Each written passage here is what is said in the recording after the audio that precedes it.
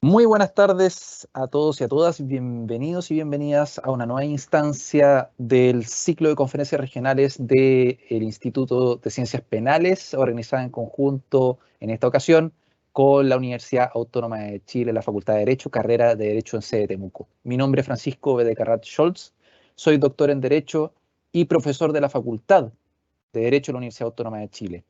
El día de hoy tenemos el agrado y el honor de ofrecer a ustedes la conferencia titulada Delitos Medioambientales. En este encuentro tendremos la oportunidad de conversar acerca de un tema de enorme actualidad relacionado con la protección que el Estado confiere al medio ambiente como incluso un bien jurídico en sí mismo, de enorme relevancia y problema que por lo demás es de gran sensibilidad ciudadana en los tiempos que atravesamos. Por esta razón, el Instituto de Ciencias Penales, en conjunto con la Universidad Autónoma de Chile, hemos organizado esta instancia para escuchar una conferencia y un comentario de parte de dos destacados expositores que son también profesores de Derecho Penal e integrantes del Instituto de Ciencias Penales. Antes de comenzar, quisiera hacer ciertas recomendaciones en cuanto a la participación.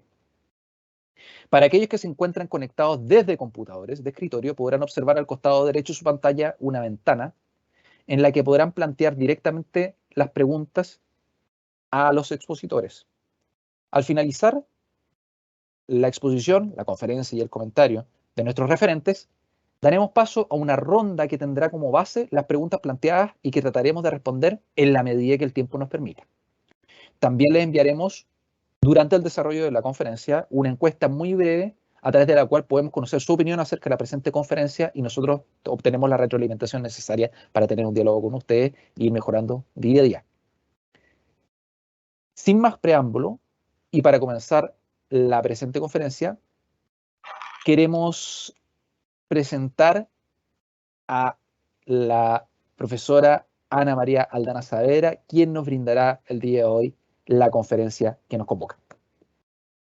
La profesora Ana María Aldana Saavedra es abogada por la Universidad de Concepción e ingresó al Ministerio Público en 2003 como fiscal jefe de Quirihue, comuna que en ese entonces formaba parte de la región del Biobío.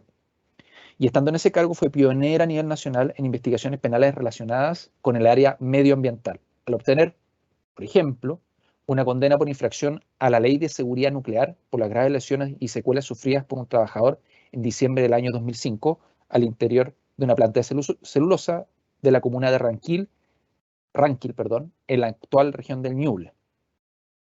Luego se incorporó a la dotación de la Fiscalía de Talcahuano y en mayo del 2007 inició la investigación por contaminación producida por el derrame de 600 metros cúbicos de petróleo en la bahía de San Vicente, comuna de Talcahuano, consiguiendo en ella una salida alternativa que permitió la construcción de un muelle de carga y descarga de hidrocarburos en la zona afectada.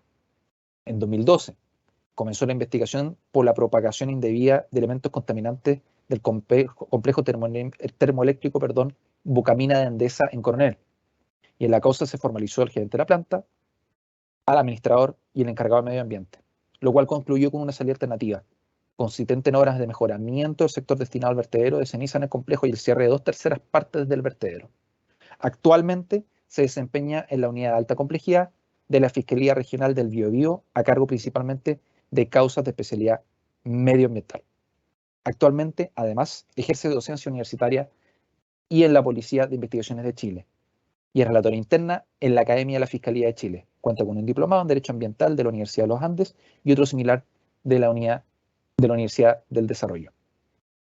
Profesor Aldana, adelante por favor, escuchamos su conferencia. Muchísimas gracias. Muchas gracias. Primero, muchas gracias por la invitación. Me siento honrada de hablar sobre todo por una conferencia organizada por regiones. Como pudieron escuchar, en mi caso yo también soy de regiones. Mi lugar de residencia es Concepción y desde aquí es donde les voy a dar la charla el día de hoy, que espero que sea de mayor utilidad para ustedes. Voy a pedir el apoyo porque tuve algún problema técnico del profesor que me antecedió, que por favor, si pudiera compartir un PowerPoint que tengo de guía, y voy a ir indicando cuando vayan pasando las láminas, si es que es posible, por favor.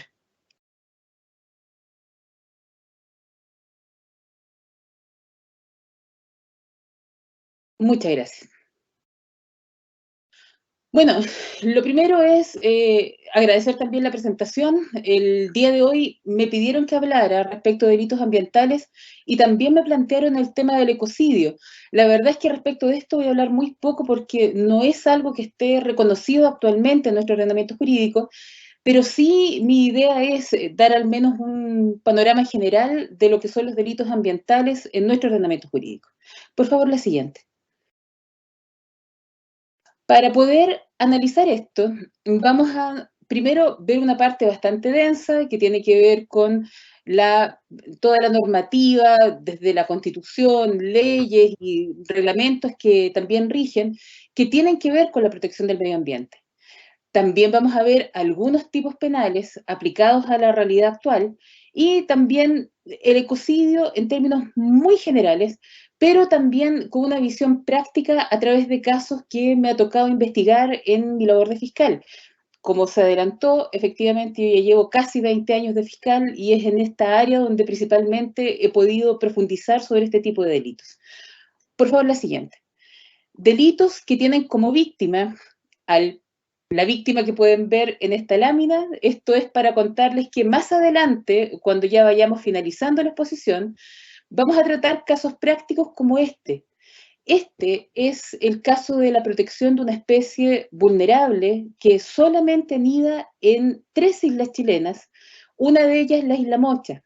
Esta especie se llama fardela blanca y fue objeto de un caso muy interesante que también nos va a servir para conocer cómo se investiga un delito ambiental por la Fiscalía. La siguiente. Para comenzar, y como les digo, primero desde la parte un poco más agreste, más densa, vamos a ver dónde está la protección del medio ambiente en Chile. Como me imagino que muchos de ustedes saben, en la actual Constitución se encuentra consagrado este derecho en el artículo 19, número 8. Este artículo lo que transmite es que nosotros tenemos derecho a vivir en un medio ambiente libre de contaminación. Ahora, destaqué lo que dice después. Es deber del Estado velar para que este derecho no sea afectado y tutelar la preservación de la naturaleza. Situación que también nos lleva a pensar de que tal vez debiera haber mayor iniciativa legislativa para poder proteger también penalmente a el medio ambiente. La siguiente, por favor. Voy a partir también primero hablando de los problemas. No va a ser una charla deprimente, pero necesito contar primero cuáles son los problemas de lo que significa el derecho penal medioambiental. Uno de los principales problemas es que hay una dispersión normativa tremenda. ¿Qué significa esto? Si, por ejemplo, yo quiero saber más o menos dónde están los delitos contra la propiedad, yo puedo ir, no sé, saber que el hurto está en el 432, que tengo el robo con violencia en el 436, todos en el Código Penal. Pero en materia de medio ambiente, la situación es muy distinta. Para comenzar, definiciones de medio ambiente, la norma penal, la verdad es que no tiene. Entonces, en muchas ocasiones, uno tiene que recurrir a una norma general que está fuera del ordenamiento jurídico penal, pero que es parte de toda nuestra normativa. Por eso es que nosotros lo utilizamos, o al menos yo personalmente lo utilizo. Por eso puse primero la ley 19.300. Esta ley no establece delitos, pero sí establece definiciones. Dentro de esta ley, la más importante es que define qué es el medio ambiente, qué se entiende por daño, y una serie de terminologías que son muy importantes para poder entender las demás normas que son más antiguas y que lamentablemente no están a tono con lo que necesitamos hoy en día. Eso por un lado. Yendo a lo penal ya más en concreto. Las normas penales principalmente están, como se sabe, en el Código Penal. Dentro del Código hay varias normas que pueden estimarse como aquellas que protegen y que efectivamente son delitos medioambientales. Uno de los más utilizados, al menos por quien habla, es el artículo 291, que en el fondo es un delito de peligro y que establece sanciones penales para quien propague ciertos elementos contaminantes. También a continuación está el 291 bis, muy conocido a alturas de ONGs que ven situaciones de maltrato animal y en general de toda la situación de las mascotas o de animales que están en la calle. Este artículo define el maltrato animal y también establece penalidad. Pero saliendo del Código Penal, hay muchas otras leyes que también tienen disposiciones de delitos medioambientales con sanciones penales. Así está la Ley General de Pesca y Acuicultura, muy importante porque fue modificada recientemente y en la modificación estableció en ciertos delitos que estos pueden ser también objeto de responsabilidad de personas jurídicas, cosa que no ocurre en los demás cuerpos legales. El único que permite hacer esto es la Ley General de Pesca. Es decir, en algunos delitos de esta ley, si se cometen determinados delitos y tenemos antecedentes que permitan fundarlo, podríamos formalizar a una persona jurídica. Pero eso no pasa en ninguno de los otros hechos. Por ejemplo, en el 291 del Código Penal, no puedo. Otro cuerpo normativo relevante es la ley de caza, que lo vamos a ver más adelante con el caso de la fardela, este pollito pequeño que mostré. También está la ley de bosques, la ley CITES, regulaciones administrativas, que hay también las detallo, y también convenios internacionales. Es decir, hay un abanico de normativa que es difícil de abordar, pero en la cual existe y que efectivamente con un trabajo de investigación adecuado uno puede encontrar normativa que permita proteger determinados elementos del medio ambiente. La siguiente, por favor. Así, quiero destacar el artículo 2 de la Ley de Bases Generales del Medio Ambiente, que establece efectivamente la definición de lo que significa el medio ambiente. No lo voy a leer, está ahí en la pantalla, y lo que indica es un concepto amplio, que en el fondo es todo, y también ese todo nos incluye a nosotros. La verdad es que la naturaleza es, ahora se ha podido mostrar de que efectivamente es muy delicada, y este sistema global es el que debe ser protegido por las normas, entre ellas las normas penales. La siguiente. Otro problema que tenemos es el siguiente. La Fiscalía es la encargada de investigar los delitos, todos los delitos, incluidos también los delitos medioambientales. Pero hay ciertas organizaciones que son entidades públicas que también tienen sus campos propios administrativos. Por ejemplo, en el caso de la ley de caza, el SAF. En el caso de la ley de pesca, Cernapesca. En el caso de infracciones de normativas de RCA, por ejemplo, de resolución de calificación ambiental, la Superintendencia de Medio Ambiente. Así, hay muchas instituciones que tienen que ver con una parte más bien administrativa, sancionadora, distinta del derecho penal. Entonces, la pregunta que uno puede formularse, y que es otro de los problemas de este tipo de delitos, es: ¿quién entra a investigar un determinado hecho? ¿Es la parte administrativa? ¿Es la parte penal? ¿Son los dos? En la práctica, ¿qué es lo que ha ocurrido? La verdad es que este derecho administrativo sancionador que tiene que ver con medio ambiente, la verdad es que ha sido insuficiente en muchos de los casos para poder reprimir efectivamente y sancionar como corresponde determinadas infracciones al medio ambiente. Eso es al menos la concepción que tenemos desde la Fiscalía. ¿Por qué? Porque las amenazas que se producen al medio ambiente son de tan difícil investigación que a veces requieren más herramientas que las que tienen las otras instituciones. Así, por ejemplo, la Fiscalía tiene las posibilidades de, cumpliendo los requisitos legales, pedir órdenes de incautación, por ejemplo, e incautar correos electrónicos de una empresa, por poner un ejemplo. La Superintendencia de Medio Ambiente eso no puede hacerlo. Entonces, ¿qué ocurre? Confían en que efectivamente al ir a fiscalizar den la versión real, pero hemos podido comprobar a través de investigaciones penales que ello no siempre ocurre así. Es decir, el fiscalizado no entrega todo lo necesario y ahí es necesario investigar de una forma más dura. Y ahí, entrando a la fiscalía, efectivamente hemos tenido muy buenos resultados. Ahora, este trabajo en conjunto es posible, no es una lucha entre dos organizaciones. Al menos la experiencia personal que he tenido es que efectivamente hay un conocimiento de la especialidad que corresponda muy grande en cada una de estas instituciones. Es decir, Cernapesca conoce muy bien todo lo que tiene que ver con aguas, el SAC conoce muy bien todo lo que tiene que ver con animales. Nosotros aportamos con nuestro conocimiento más procesal y de investigación y hemos tenido excelentes resultados que, como les digo, voy a también retomar al final con dos casos que voy a dar de ejemplo. La siguiente, por favor.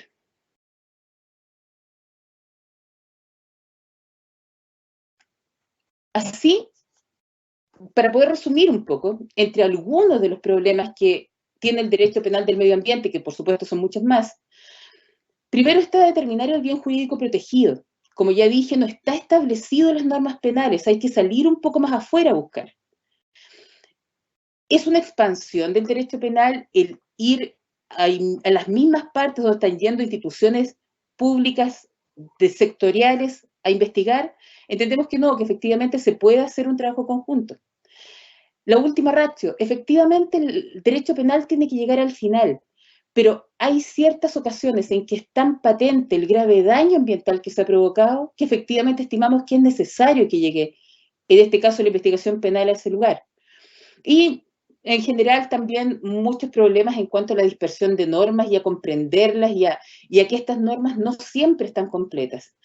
Hay que tener también en consideración que las normas penales van a tener mucha relación a veces con ciertos decretos, por ejemplo en aguas, el decreto supremo 90, o con otras materias específicas que hacen que haya que complementar la norma penal con otras, y eso también genera un problema. La siguiente, por favor. Así, eso es desde el punto de vista netamente sustantivo. También hay una parte procesal. Los delitos medioambientales tienen ciertas particularidades y dificultades propias. Primero, no puede investigarlo, o tal vez podría, pero no es lo conveniente, no podría investigarlo cualquier policía. Lo ideal es que sea una policía que sea especializada, que tenga conocimientos científicos previos y una capacidad de laboratorios, de preparación, que también sea más avanzada, y eso es algo que efectivamente es más caro. Ahora, ¿Chile lo tiene? Sí. En este momento nosotros tenemos una policía especializada, que en este caso son las brigadas investigadoras de delitos medioambientales, que tienen sede en varias regiones del país y que cubren todo el país, y que efectivamente en sus filas tienen muchos profesionales que ya vienen con una preparación profesional propia de estos casos.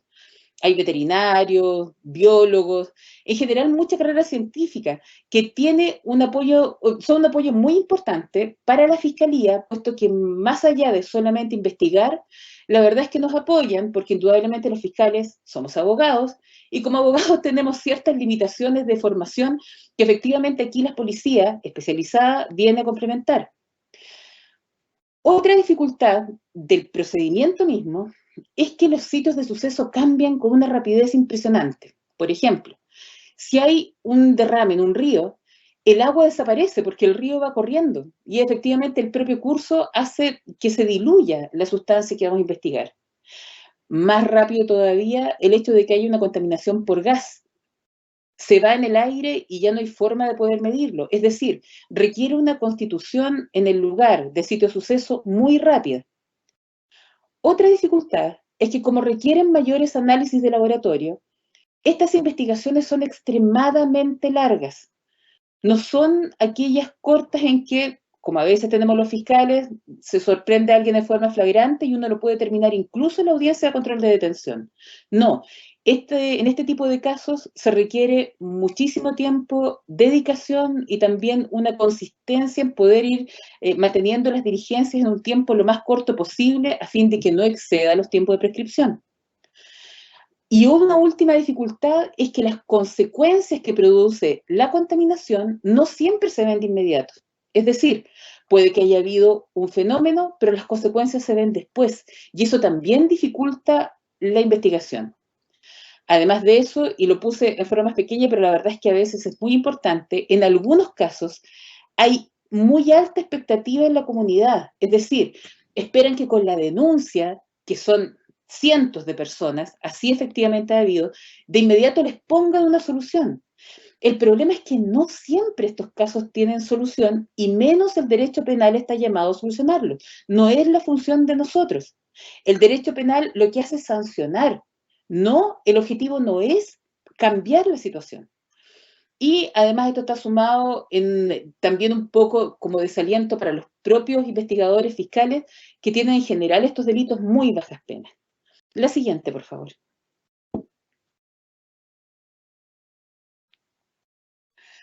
Así, cuáles serían las necesidades para poder mejorar esto, en nuestro sistema al menos. Primero, aplicar métodos científicos para poder llegar al resultado. Especializar y capacitar a fiscales, a jueces, a las policías, capacitar y difundir este tipo de jornadas, como en la que estamos ahora también, porque indudablemente tal vez algunos de los que están al otro lado de la pantalla en algún momento quieran pertenecer a este grupo de fiscales, quieran ser fiscales que investiguen delitos ambientales y también ya saben que es necesario capacitarse para poder realizar mejor la función. Y además también lo ideal es tener convenios con universidades porque no siempre las policías alcanzan a cubrir todos los requerimientos que nosotros tenemos. El siguiente, por favor.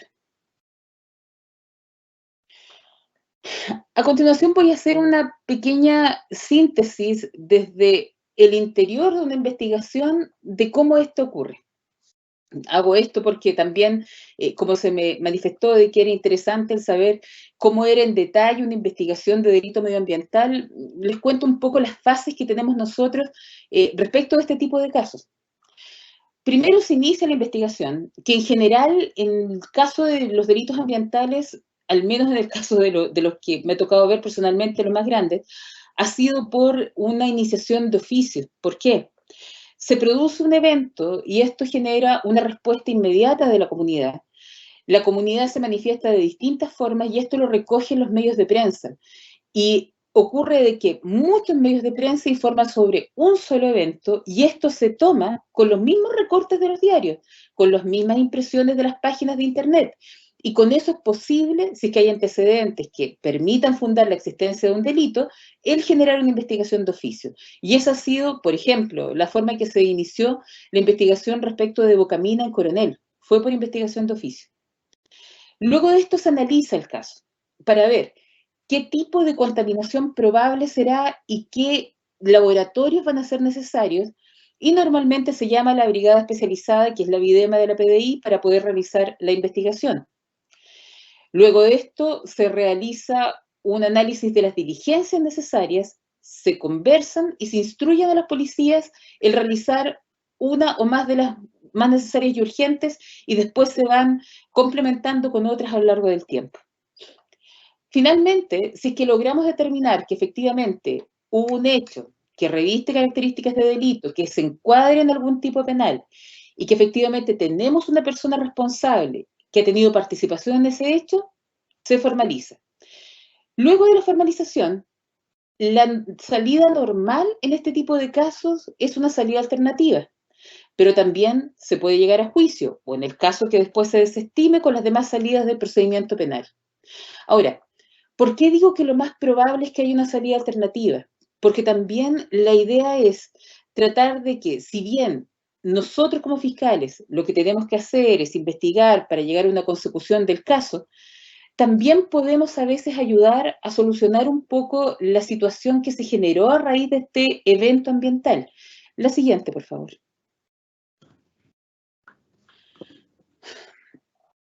Antes de llegar a esa salida alternativa, aquí hay una serie de detalles de todo lo que se puede pedir. Voy a destacar uno de los puntos. El resto pueden leerlo en la pantalla. El punto de los organismos fiscalizadores. Como les dije un poco antes en la charla, efectivamente nosotros nos apoyamos mucho en las instituciones que tiene el Estado respecto de ciertas áreas sectoriales. Así, la Comisión Chilena de Energía Nuclear, por ejemplo, es un estamento que nosotros podemos llamar un ente auxiliar que nos puede ayudar con la colaboración de especialistas y también de análisis y de laboratorio. La SMA, la verdad es que ha sido muy importante en el último tiempo, con AFSER, la pesca, la Seremi de Salud. Y la verdad es que todos ellos normalmente tienen un sumario paralelo a la investigación de nosotros. Y ese sumario nos sirve de insumo. No es que lo vayamos a sumar a la carpeta, pero nos da luces de cuál podría ser eventualmente la causa de determinado hecho. La siguiente, por favor. No, la siguiente. Eso ya lo había desarrollado. Ahora, ¿Cuál es la ventaja de tener una policía como la que tenemos actualmente en el país? Que efectivamente es una fuente independiente de todos los organismos que puedan haber sido de alguna manera relacionados con alguna de las partes imputadas. Es una situación compleja, sobre todo cuando hay un campo muy pequeño de especialistas que pueden haber sido contratados por empresas, el tener un laboratorio totalmente independiente. Afortunadamente, la Fiscalía sí lo tiene. En la sección de Ecología y Medio Ambiente, que pertenece a la CRIM Central de la PDI en Santiago, es un laboratorio independiente para nosotros y que nos ha dado importantísimos resultados. Vuelvo, por ejemplo, en el caso de Bocamina. Fueron ellos los que descubrieron molecularmente que las cenizas que estaban en los techos de las casas de Coronel correspondían a metales pesados que a su vez venían desde la central Bocamina. Situación que efectivamente no había podido ser acreditada por ninguno de los otros entes gubernamentales que habían tratado de solucionar el problema en Coronel. La siguiente, por favor.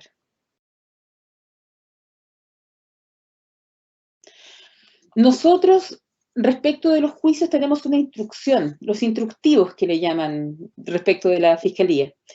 Desde el 2013, la Fiscalía prohíbe, en el caso de los delitos ambientales, terminar esto por acuerdo reparatorio. Lo que sí se permite es terminar por suspensión condicional del procedimiento. ¿Por qué? Porque el acuerdo reparatorio se estimó, y en eso yo, en lo personal, estoy muy de acuerdo, estimula a que se pague con dinero un daño ambiental. Entonces, ¿qué hizo la Fiscalía Nacional? Prohíbe esta situación. ¿Qué dice? Señores fiscales, ustedes no pueden terminar por acuerdo reparatorio estos delitos, solamente por suspensión condicional o los demás tipos de términos, pero no por dinero. Distinto es que desde una suspensión condicional podamos tener cierta suma de dinero para un determinado objeto, además de otras condiciones. Pero solamente dinero, no. Y eso nos parece efectivamente muy adecuado. La siguiente.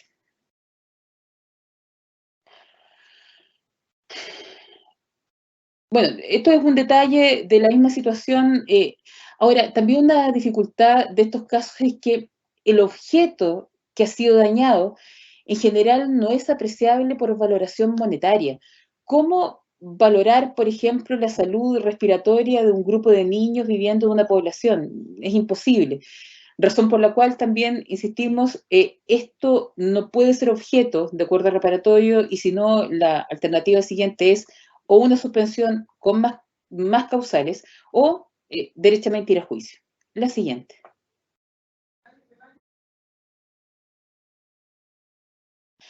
¿Qué cosa es lo que se promueve en el caso de la Fiscalía para poder terminar un juicio? Por un lado está la reparación de los daños, pero insistimos, entre medio de otras condiciones de la suspensión condicional. Por ejemplo, también pago de gastos veterinarios. Tuve un caso de un maltrato a un caballo que lo iban golpeando por la calle y una serie de automovilistas lo detuvieron.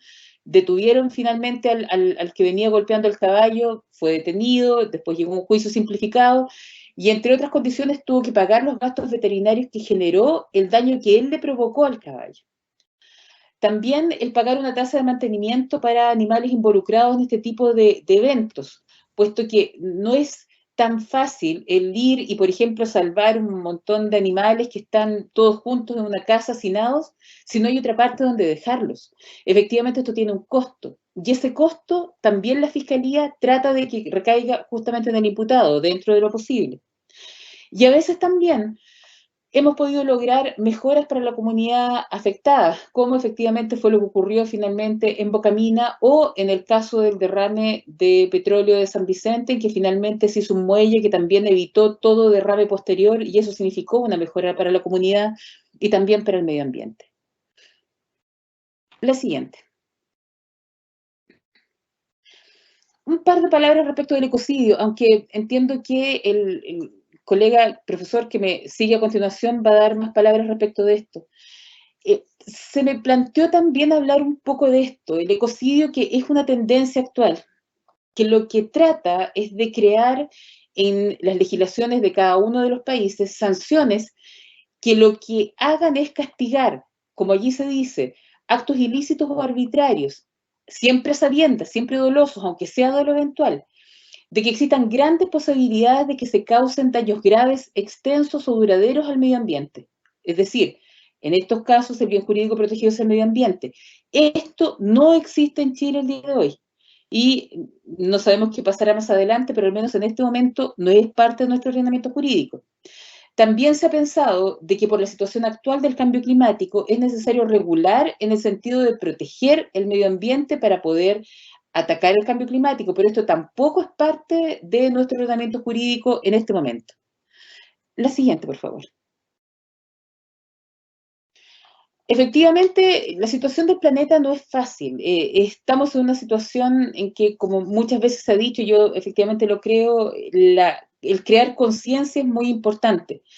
Pero también tenemos que tener claro que, al menos en mi caso, siendo abogados, uno se rige por las normas actualmente vigentes y estas no existen en nuestro ordenamiento jurídico. Pero si uno sabe buscar bien entre las normas, puede encontrar ciertos atisbos de normas ambientales, de delitos penales ambientales, que también permiten hacer algo, pensando en el ecosistema en general. Es decir, sí, podemos hacer algo.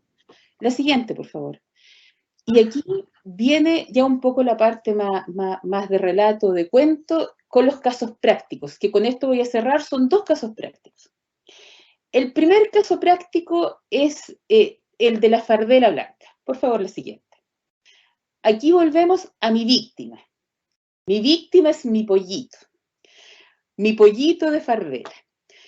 Por supuesto, uno ve el pollito y uno dice, ¿quién podrá hacerle daño a este pollito? Miren, en la Fiscalía hemos visto tantas veces que se ha hecho daño a quienes tal vez jamás pensáramos que se podía hacer daño, y aunque no me crean, hay gente que paga porque capturen pollitos de este porte, los matan y se los comen. El problema está en que la fardela, la siguiente por favor, es un ave que se encuentra en calidad de vulnerable. ¿Por qué? La fardela blanca, porque hay muchos tipos de fardelas, la fardela blanca es un ave que vive en el mar, o sea, vive, duerme, come, hace todo en el mar. No vive en tierra, solamente anida cuando va a poner sus huevos. Y eso lo hace en 3 islas chilenas. Una es la isla Robinson Crusoe con la isla Santa Clara, lo que en el afiche sale en el punto 2 y en el punto 3. Pero si se fijan, son 3.000 y tantas o 5.000 y tantas parejas, pero donde más anidan el mayor porcentaje es en Isla Mocha. Ahora, Isla Mocha es una isla pequeña que está frente a las costas del Lebu, más o menos, en la 8ª región. Y en esta isla, las fardelas desde el mar vienen desde Alaska, tienen un sistema de migración muy largo y dan la vuelta por Alaska, viven allá y acá a Isla Mocha llegan solamente a anidar. La siguiente, por favor. ¿Y cómo anidan? Esto es importante para conocer el tipo penal, así que vamos a llegar a algo. Los nidos de la fardela son un túnel. La fardela mamá y fardela papá hacen un túnel largo y al final del túnel, entre 1,5 a 3 metros, la fardela anida y deja sus huevos. ¿Cuál es el punto? El punto es que cuando se da la temporada de polluelos, existen personas, o existían al menos muchas personas, que en Isla Mocha se dedicaban a capturar los polluelos. Entonces, ¿qué hacían? Si se fijan, los túneles no son muy anchos, pero sí son largos. Rompían los túneles para poder buscar estos pollos y los sacaban. Y los pollitos eran pequeños, imposible que arrancaran. La fardela tampoco era capaz de defenderlos. Entonces eran muy fáciles de cazar, o de capturar más bien. El punto es que al destruir los túneles, también destruían el trabajo que hacían los padres para poder crear el lugar adecuado para el nido. En resumen, si rompían el túnel y capturaban el huevo, se perdían 2 años de nidación. 1 año para hacer el túnel, otro año para poner el huevo. Si se iban los polluelos, el túnel quedaba destruido y solamente después de 2 años más, la pareja podía volver a anidar. El daño era tremendo. Entonces, ¿qué ocurrió? Como digo ahí en la fuente, Oikonos, que es una organización no gubernamental, una ONG, se organizó y se fue a Isla Mocha. Fue una labor bastante importante de ellos. ¿Y qué hicieron? Por favor, la siguiente. En Isla Mocha pudieron establecer una forma de trabajo que primero consistió en alertar a CONAF.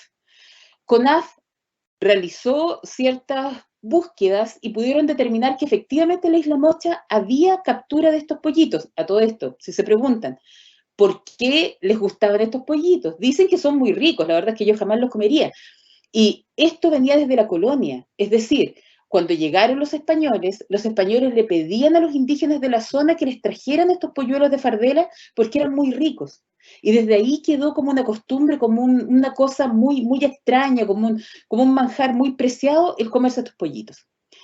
CONAF durante 2 años empezó a detectar de que efectivamente al momento de anidación iban a sacar estos pollitos de los túneles. Pero lamentablemente no había resultados en cuanto a determinar quién era el imputado. Al tercer año, CONAF presentó una denuncia en la Fiscalía Regional del Biobío. Y de ahí me lo mandaron a mí como especializada en el área. ¿Y qué hice yo? Hicimos una alianza con Oiconos, con la ONG que vivían ahí, con el retén de Isla Mocha, que tiene 3 carabineros, no son muchos, van uno por turno, pero les hicimos capacitación para que pudieran efectivamente llegar al lugar más fácil y a los lugares donde estaban las fardelas. Y además CONAF, que nos iba a dar el aviso de cuando sintieran los ruidos de las aves cuando estaban alertando que estaban cazando los pollitos. ¿Qué determinó esto?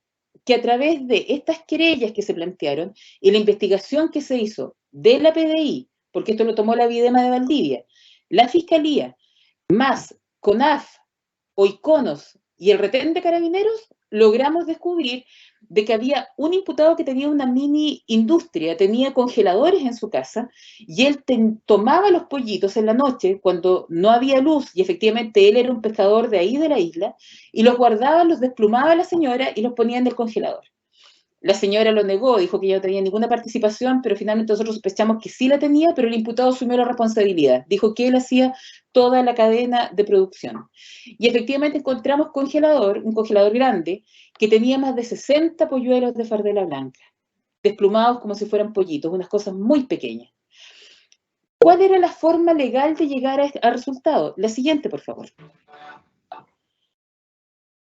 La ley de caza, y por eso quería destacarlo como relacionado un poco con el ecocidio, lo que hace, entre otras cosas, es que prohíbe la caza, y aquí lo tengo destacado en rojo, de ejemplares de la fauna silvestre catalogados como especie en peligro de extinción vulnerables, que es el caso de este ave, es vulnerable, rara y escasamente conocida, pero también aquellas que son importantes, y lo destaco más adelante, para la mantención del equilibrio de los ecosistemas naturales o que presenten densidades poblacionales reducidas. A juicio de la Fiscalía, los 3 factores se cumplían. Era una especie vulnerable, mantenía un equilibrio de un ecosistema muy delicado, como les digo, no anida en ninguna otra parte del mundo, solamente en Isla Mocha, y además tenía una densidad poblacional notoriamente reducida. Ahora, como yo les decía en un principio, esta ley está dispersa. Este artículo 3 no me establece el delito, me establece un principio general. La siguiente, por favor. Entonces ahí uno como investigador tiene que irse al artículo que tiene el delito penal, que es el artículo 30, que establece la sanción. No es una gran sanción, como también les dije, las penas en general son bajas. Tienen prisión en su grado medio a máximo, que es muy bajo. No es presidio, ojo, es prisión para los que sean estudiantes. Prisión significa que son en realidad una pena que va entre los 21 y los 60 días de prisión, que es nada, la verdad. Y una multa de 3 a 50 unidades tributarias mensuales. Y además comiso de lo que se ocupe. O sea, es una pena bajísima, pero de todas maneras se encuentra sancionado. ¿Y qué se sanciona? A los que, en este caso, cazaren, capturen, que eran los verbos rectores que yo utilicé, o comerciaren, que en este caso no lo había alcanzado a vender, especies de la fauna silvestre cuya caza o captura se encuentre prohibida. Ahí viene otro necesario razonamiento más. ¿Dónde se encuentra prohibida? Porque esta no es la prohibición. La siguiente página, por favor. La prohibición se encuentra acá. Esto es el reglamento de la ley de caza. Si se fijan al final del listado, el cuarto, desde el último hacia arriba, dice fardela blanca. Ay, gracias, profesor. Ahí me lo están indicando. Que la fardela blanca tiene 3D, o sea, es tremendamente vulnerable, tanto en el norte, en el centro y en el sur, porque la toma como vulnerable en toda la zona de migración que tiene. Y efectivamente, siendo una especie vulnerable, me responde el artículo 3, queda encalzada en el artículo 30 y tengo un delito. Bajo de penalidad, pero lo tengo. La siguiente, por favor. Y esto determinó de que en el juzgado de garantía del EU, ahí se me fue un momento, tuvimos una audiencia en que efectivamente nosotros logramos acreditar de que teníamos una persona sorprendida, no, sí, está bien, es eso nomás, teníamos una persona que fue sorprendida con estos pollitos y lo mejor no era realmente aplicarle la sanción penal de la prisión, que era muy poca. ¿Qué fue lo que hicimos? Le pusimos una suspensión condicional que tenía varias condiciones, pero la más importante es que tuvo que dar charlas a los colegas pescadores enseñándoles que esto estaba prohibido y que había una sanción penal y que si lo sancionaban les iba a tocar ir detenidos por la PDI al juzgado de garantía del EU y que los iban a tratar como imputados. La verdad es que después de eso no tuvimos más casos. Afortunadamente no hemos tenido más detenidos por captura de estos pollitos y la población de fardela blanca ha crecido, según me contaron, aproximadamente un 40%. Así que esto es un reflejo real de lo que se puede hacer con un trabajo muy detallado, sin una gran pena. Uno con estos delitos no anda buscando la primera plana de 20 años. No, no, es otro el objetivo. El objetivo es comunitario y de medio ambiente. Y para eso uno puede trabajar muchísimo, porque de hecho yo fui a Isla Mocha a ver este caso específico, porque efectivamente había que prestarle atención. El siguiente, por favor. Y el segundo y último caso, y con esto ya voy cerrando porque me he pasado largamente del tiempo, es un caso que se denominó como accidente radioactivo y que la verdad es que ocurrió hace bastante tiempo atrás y fue un caso bastante particular. De hecho, a nivel sudamericano, varias veces me han preguntado por este caso porque en materia penal no hay muchos fallos, por no decir que parece que este fuera el único de este milenio al menos, que tiene que ver con este tipo de leyes, que son leyes de seguridad nuclear. La siguiente, por favor.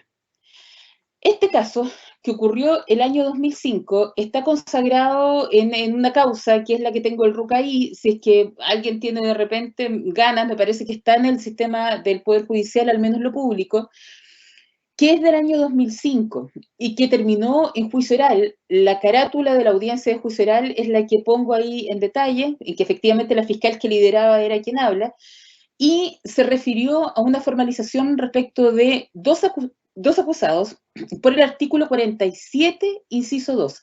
La siguiente, por favor. ¿Qué dice el 47, inciso 2? El 47 señala que el que causare daño nuclear será sancionado con presidio mayor en sus grados medio máximo. Tampoco es una tremenda pena, pero por lo menos ya era de presidio mayor. Si causó el daño o contribuyó a causarlo solo por imprudencia o negligencia, que fue la forma en que nosotros formalizamos y acusamos, la pena será de presidio menor en sus grados medio máximo. La siguiente, por favor. Ahora, ¿cuándo se causa daño nuclear? Nuevamente aquí hay que integrar distintos artículos. El artículo 3 de la Ley de Seguridad Nuclear define el daño nuclear y dentro de las definiciones de daño nuclear están las lesiones corporales. La siguiente. ¿Qué ocurrió en este caso? Esto ocurrió en la que se llama Celulosa Nueva Aldea. Estas son fotos de la causa.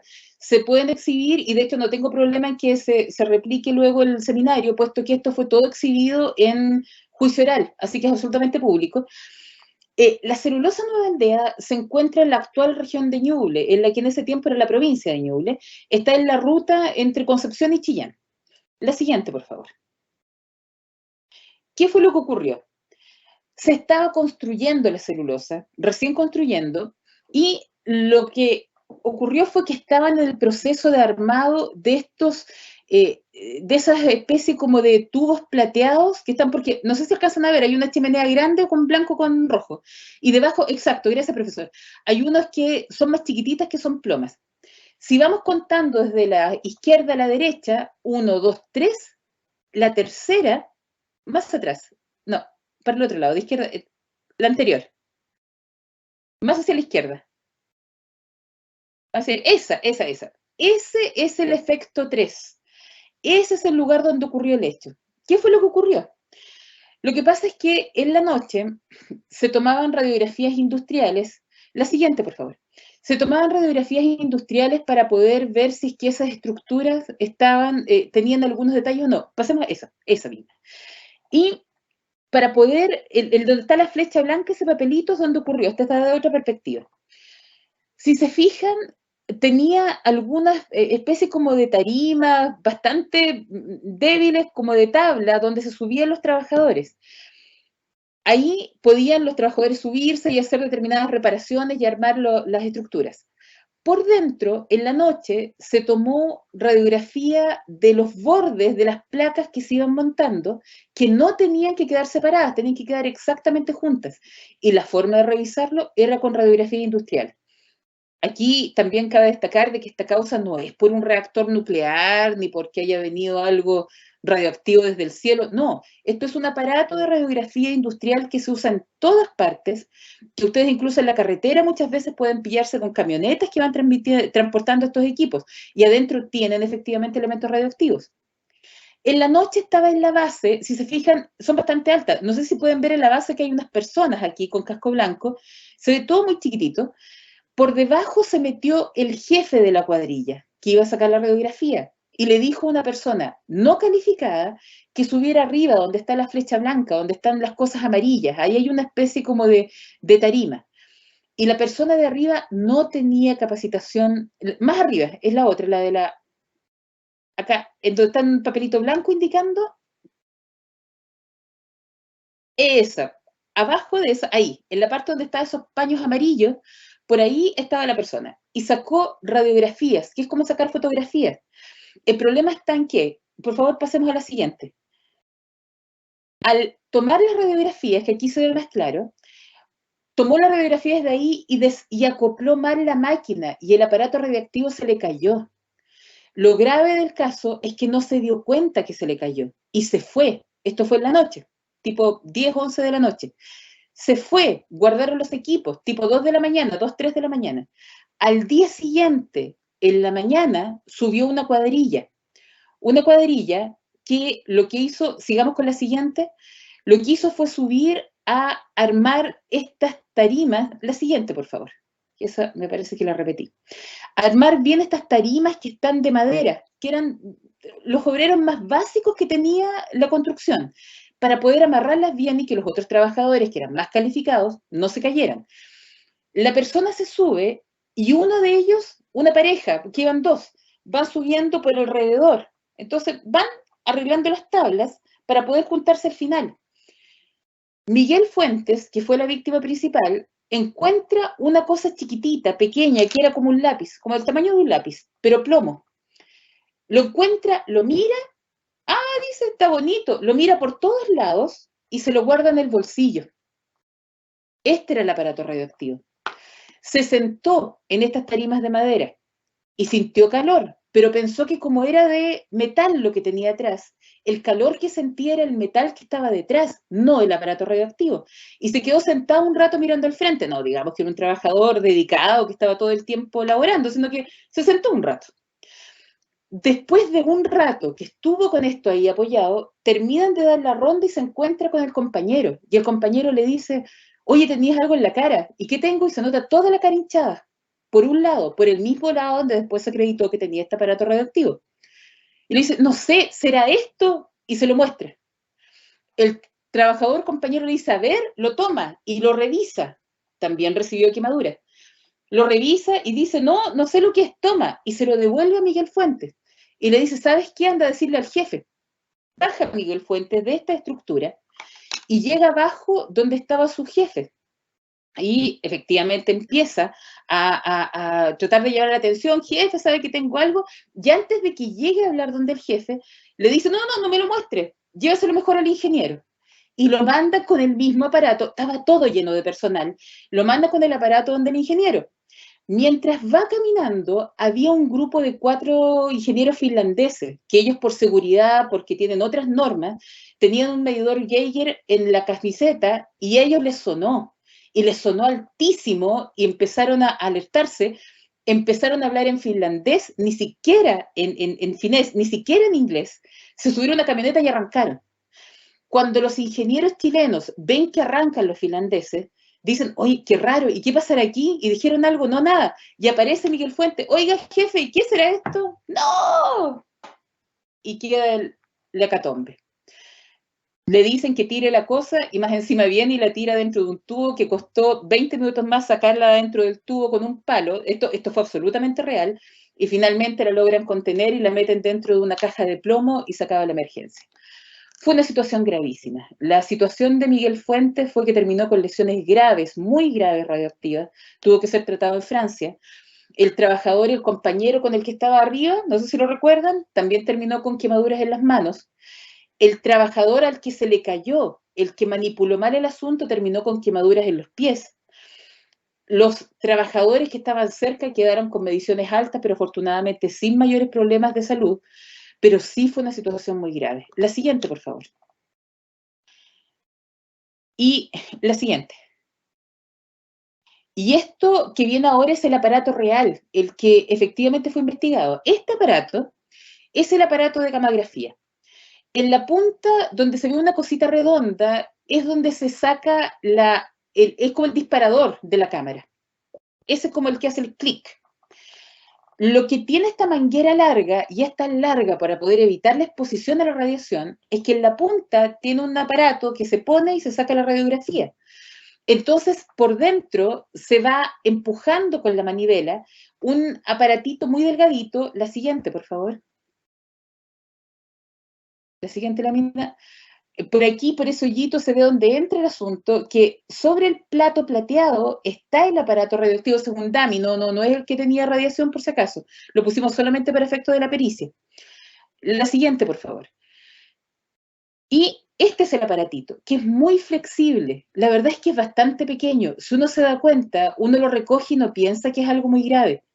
El problema está en que esto se desenganchó.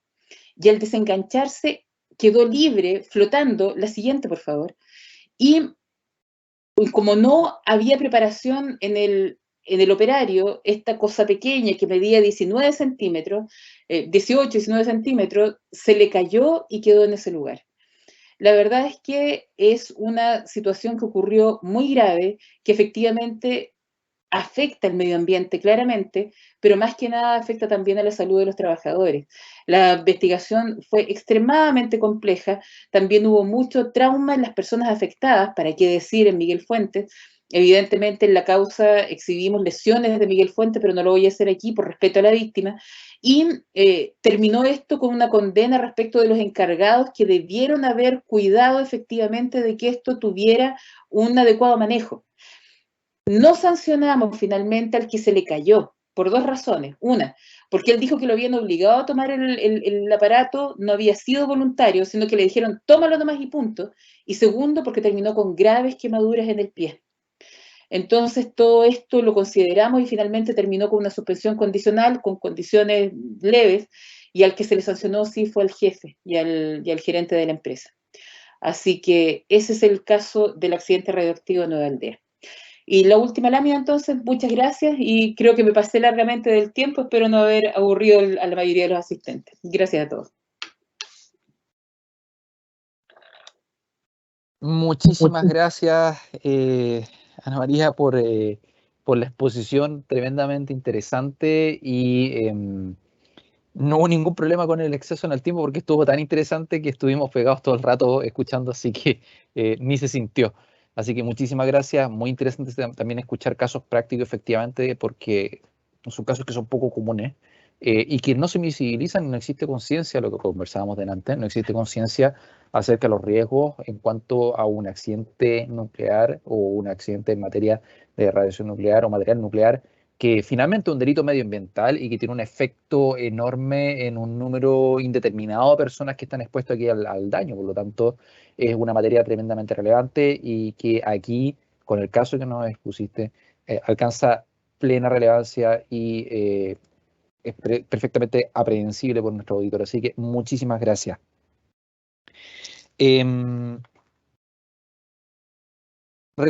Quisiera recordar a los asistentes que si tienen preguntas pueden plantearlas directamente en el chat que está en su costado derecho de la pantalla y las contestaremos al finalizar el evento. A continuación, nosotros escucharemos el comentario del profesor don Pablo Ortiz Chamorro, quien es abogado por la Universidad de Chile y magíster en Derecho Penal de la Empresa y Negocios por la misma Casa de Estudios. Desde el año 2006 se ha desempeñado en la asesoría y litigación relacionada con causas en materia de delitos medioambientales y administrativos y actualmente es socio a cargo del área de litigios de estudio de Vergara, Galindo y Correa Abogados, siendo sus áreas de práctica los litigios vinculados a problemáticas penales, ambientales y regulatorias, desempeñándose ante autoridades administrativas, tribunales penales, ambientales, civiles y ante el Ministerio Público y las policías en dicha calidad. Además, ha desarrollado asesoría legislativa en materias penales, ambientales y administrativas, colaborando en el desarrollo de diversos proyectos de ley, tanto para el Senado de la República de Chile como para el Ministerio de Justicia. Actualmente es, además, profesor de la Universidad Alberto Hurtado y profesor de Derecho Penal Medioambiental en marco del Magíster de Derecho del Medio Ambiente impartido por la Universidad del Desarrollo. Profesor Ortiz, adelante, por favor, escuchamos su comentario. Por favor.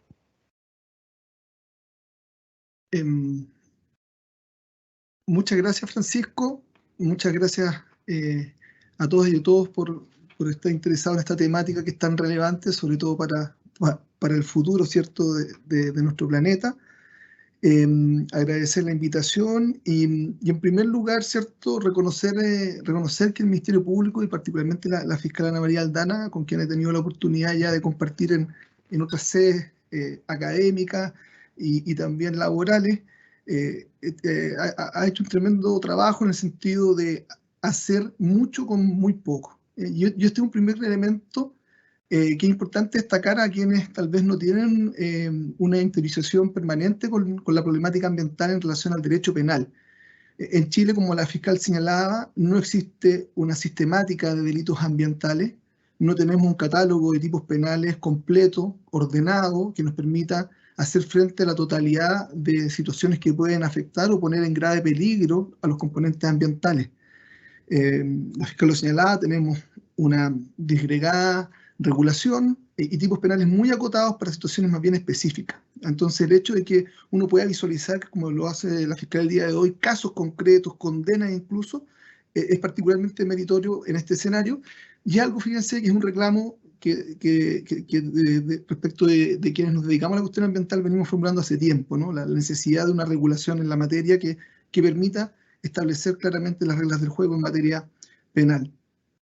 Adicionalmente, y sumando este elemento al comentario de lo señalado por la fiscal, es importante señalar que además de esta falta sistemática y falta de regulación, los tipos penales que tenemos también tienen bastante, digamos, problemática a la hora de ser aplicados. La mayoría de ellos, por ejemplo, no tienen figuras culposas, lo que en el ámbito empresarial en general dificulta bastante la aplicación de los tipos penales, así que la Fiscalía debe hacer un esfuerzo adicional en relación a la imputación, por ejemplo, de dolo eventual en relación a cuestiones o situaciones que afecten el medio ambiente. Adicionalmente, por ejemplo, en Chile no tenemos un tipo penal de daño respecto a áreas silvestres protegidas, que uno podría pensar que es un ámbito particularmente relevante de tutelar, donde el Estado ha reconocido ciertos valores, digamos, ambientales relevantes tutelando estas áreas. Entonces, en este escenario en el que nos movemos hoy en día, y en el que estamos todavía inmersos y que nos genera, yo creo que problemáticas tanto a quienes intentan desarrollar la imputación penal por la falta de herramientas y también genera problemáticas probablemente a quien desarrolla la actividad empresarial que puede verse más bien vinculada a estas materias por cuanto no tiene reglas claras a las cuales ceñir su conducta en esta materia.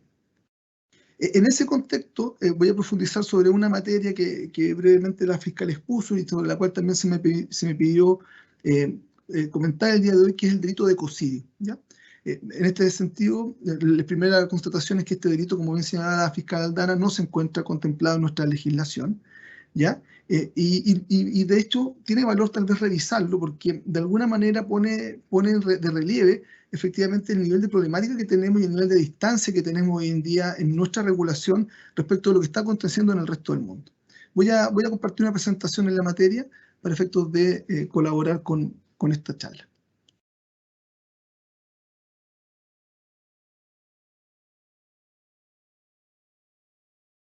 Un primer elemento que tenemos que verificar es que en derecho comparado, ¿cierto?, se han, digamos, de alguna manera planteado la necesidad de sancionar penalmente el ecocidio, por cuanto se ha constatado que una visión tradicional en materia ambiental fundada en una visión antropocéntrica del medio ambiente, y esto quiere decir una mirada del medio ambiente que de alguna manera tutela los componentes ambientales, principalmente en atención a la utilidad que tiene para el hombre, ha sido superada. Y ha sido superada por cuanto esa forma de aproximarse a la problemática ambiental, es decir, cómo el agua, el suelo, el aire, presta un servicio al ser humano, no ha permitido efectivamente generar un nivel de conciencia, un nivel de prevención que evite la degradación de nuestro planeta, la degradación acelerada de nuestros recursos naturales. Recordemos que Chile ya a esta fecha agotó todos los recursos naturales disponibles, digamos, para el año 2022, debido a una tasa de sobreproducción, evidentemente. Y en segundo lugar, porque se ha constatado efectivamente, como se llama la fiscal, que los mecanismos tradicionales del derecho administrativo sancionador no han permitido evitar, impedir de alguna manera procesos de afectación graves y relevantes. Entonces el ecocidio responde de alguna manera a esta lógica, que el derecho administrativo o el derecho penal incluso tradicional aplicado al medio ambiente no ha sido capaz de alguna manera de generar un freno, por ejemplo, para fenómenos como el cambio climático. Eso hace que la mirada, digamos, sobre la problemática se cambie y se empieza a plantear el hecho que la naturaleza en sí misma posee derechos. Y se empieza a mirar a la naturaleza ya no como un objeto de protección, sino como un sujeto de derechos. Desde allí se plantea la necesidad de establecer un tipo penal, de alguna manera, que sancione efectivamente la afectación de más de un componente ambiental y que de alguna manera afecte la interrelación de estos componentes que integran un determinado ecosistema. Allí ustedes en la lámina pueden apreciar dos conceptos de ecocidio, uno propuesta por la profesora Higgins ya en el año 2010, que da cuenta efectivamente de estos elementos, un daño masivo, una destrucción o pérdida de uno o más ecosistemas. Acá no estamos hablando de la afectación particular de un componente ambiental, no estamos hablando, por ejemplo, de una situación de contaminación de agua por la infracción de la normativa aplicable, el Decreto Supremo 90, por ejemplo, sino que estamos hablando de que una situación de afectación ambiental termina dañando un ecosistema en su integridad. Y además, fíjense, el primer concepto que estamos revisando señala que esta afectación debe disminuir severamente el disfrute pacífico del territorio para sus habitantes. Un segundo concepto, el que está señalado también en la lámina, que fue elaborado por un panel de expertos de la Fundación Stop Ecocidio. Este panel de expertos lo que intentó hacer es proponer una modificación al Estatuto de Roma, integrando el ecocidio como un quinto crimen contra la paz, ¿cierto? Además de los que ya conocemos, genocidio, crímenes de guerra, etc. Y la idea era entender que el ecocidio, es decir, esta afectación grave, severa, respecto de determinados ecosistemas que generan una afectación relevante en torno a sus posibilidades de disfrute y goce por los habitantes, digamos, del lugar, genera efectivamente un nivel de afectación de tal magnitud similar a estos otros crímenes que están reconocidos en el Estatuto de Roma. Entonces, cuando hablamos de ecocidio particularmente, insisto, tipo penal que no está consagrado en nuestra legislación, estamos hablando de una afectación ambiental integral de una particular gravedad. ¿Qué características uno podría atribuirle a este tipo o a este delito? ¿Cierto? Es un delito de lesión. Estamos hablando de la afectación efectivamente de componentes ambientales, de una afectación del bien jurídico tutelado y a su vez de un delito de resultado, ¿no? Requiere efectivamente de una modificación del mundo circundante. Estos elementos, estos componentes ambientales tutelados tienen que ser transformados desde una perspectiva del desmedro de los mismos, ¿no? Además, no es cualquier tipo de daño, es una afectación calificada. Y este antecedente es muy relevante porque desde el punto de vista ya normativo, no conceptual, no abstracto, sino desde el punto de vista regulatorio, impone al legislador una obligación de establecer criterios que permitan al adjudicador, al tribunal en definitiva, determinar cuándo vamos a estar en presencia de un ecocidio. ¿Cómo distingo, por ejemplo, un delito de daño ambiental de un delito de ecocidio? En general, criterios que se utilizan en esta materia son la extensión territorial, grandes extensiones territoriales afectadas, la cantidad también o la significancia de los componentes ambientales afectados, como señalaba fiscal en el caso que nos comentaba previamente. Evidentemente que no es lo mismo afectar a una especie de ave, por ejemplo, que tiene una presencia masiva en un determinado país, que afectar la fardela, que es una especie particularmente vulnerable dado su escasez y sus formas particularmente de tránsito y de anidación. Esta significancia ambiental de la especie también es un elemento que se incorpora efectivamente para poder determinar cuándo podemos estar en presencia de un ecocidio versus, insisto, un delito de daño ambiental que podríamos denominar más tradicional. Y un tercer elemento, que es una discusión técnica muy interesante, tiene que ver con la reparabilidad de esa afectación. En general, cuando estamos hablando de ecocidio, estamos hablando de más bien lesiones o afectaciones de carácter irreparable. Esto quiere decir que independientemente de las conductas posteriores que hagamos una vez producido el daño, no vamos a poder retrotraer ese ecosistema a la situación previa a la afectación. No es posible de alguna manera retrotraer. Esto ocurre, por ejemplo, en aquellos casos en que se afectan especies vegetales cuyas formas de reproducción no están de alguna manera suficientemente estudiadas o no se pueden dar, por ejemplo, a través de mecanismos artificiales. Y uno sabe que efectivamente una determinada afectación de especies vegetales digamos, una determinada extensión de territorio no van a poder dar lugar posteriormente a una nueva vida, a una nueva, digamos, germinación de estas mismas especies en el lugar donde se encontraban. Y el otro criterio que se utiliza es el criterio de la generación, es decir, que el daño sea tan complejo de reparar que en un periodo de una generación completa de 100 años, efectivamente esa situación no se pueda retrotraer al estadio previo. Situaciones de esta naturaleza uno la puede apreciar, por ejemplo, en materia de afectación de recursos hídricos, particularmente la sobreextracción de recursos subterráneos, muchas veces genera disminuciones en acuíferos. Por ejemplo, en el norte de nuestro país hay casos donde efectivamente la tasa de recuperación es muy superior a los 100 años. Y en ese caso uno puede hablar efectivamente de daños o afectaciones irreparables. De alguna manera, estos criterios, y acá las regulaciones, digamos, son diversas en torno a digamos, cuáles de estos criterios recogen o la forma en que los recogen, pero son estos criterios los que de alguna manera permiten entender que estamos frente a una situación de ecocidio, a efecto de distinguirla de la situación de algún otro tipo de afectación de un componente ambiental. Como señalaba, la mirada del bien jurídico en relación al delito de ecocidio muta desde una mirada antropocéntrica, donde es el ser humano el que está puesto de alguna manera como eje central de la protección. En definitiva, se protege al agua, al aire, los componentes ambientales en torno sirvan efectivamente al ser humano para su desarrollo. Y esa mirada se muta a una mirada biocéntrica, donde la naturaleza pasa a tener un valor en sí mismo y pasa a ser sujeto de derecho. Esa es una situación que genera una problemática que también, de hecho, se presenta hoy día en nuestro país con los tipos penales que existen. ¿Quién representa la naturaleza? ¿Quién es el titular de ese derecho? ¿Quién los hace valer? Generalmente eso, digamos, esta mirada genera la necesidad de que el Estado cree algún tipo de entidad o de institucionalidad que tenga la titularidad de las acciones para efectos de dar protección a la naturaleza en torno a en cuanto a sujeto de derecho. Fíjense que esta mirada biocéntrica conversa ya con la definición del artículo 2 letra L de la ley 19.300 respecto del medio ambiente, que la profesora Ana María Aldana también expuso previamente en su presentación. Ella señalaba que hay un concepto amplio, ¿cierto?, de medio ambiente, y ese concepto amplio tiene una mirada donde le otorga a la vida de cualquier, digamos, ser vivo, valga la redundancia, un valor en sí mismo inconmensurable, independiente de la utilidad que esa vida pueda tener respecto al ser humano. Lo mismo desarrolla el artículo 2, letra L, en relación a aquellos componentes ambientales que, digamos, no se encuentran vivos.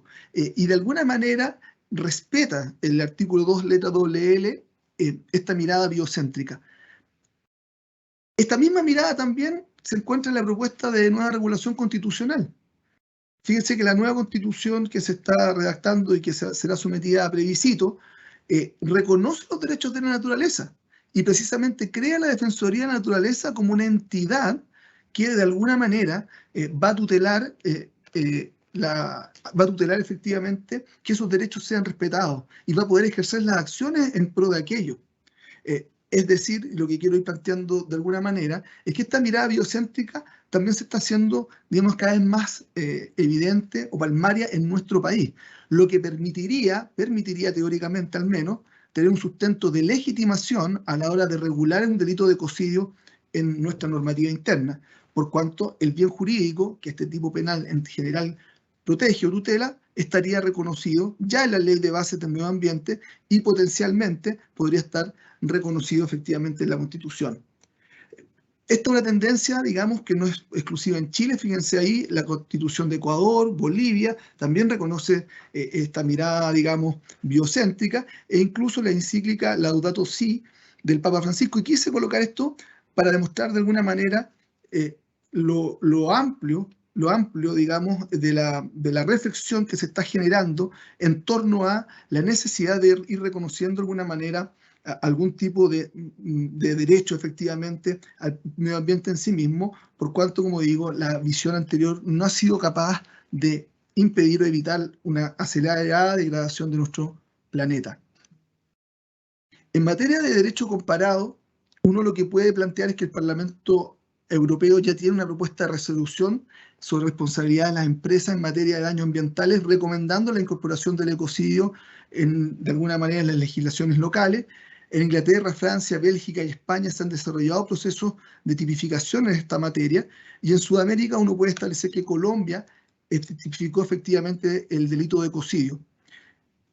Ello a pesar de que otros países también sancionan penalmente la grave afectación del medio ambiente, y al mirar la regulación de esos tipos penales uno puede incorporar o entender que independientemente de que no se hable o no se denomine ecocidio al tipo penal, estamos hablando de situaciones, digamos, similares, por cuanto son tipos penales que sancionan afectaciones particularmente gravosas que afectan a un ecosistema integrado.